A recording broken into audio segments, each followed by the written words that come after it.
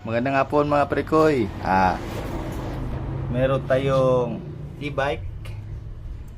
Kamang Virginia to mga parikoy.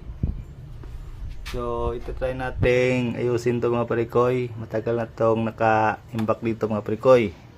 So we found out na yung battery pala nito mga parikoy is 12 volts lead acid. Apat to mga parikoy.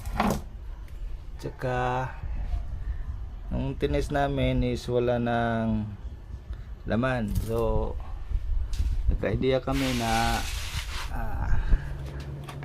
subukan namin na lagyan ng power supply 48 volts ito mga parikoy.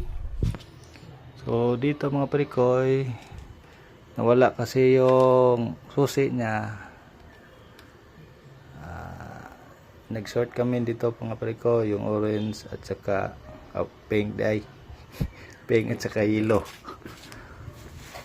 So i-try nating saksak mga parikoy. Ayan mga parikoy, nag-on na yung power supply. Ayan, nag-on na rin. At sige, testing nga na mga parikoy, mandar na. So gumagana pala ito mga parikoy. Yung sira lang is yung battery.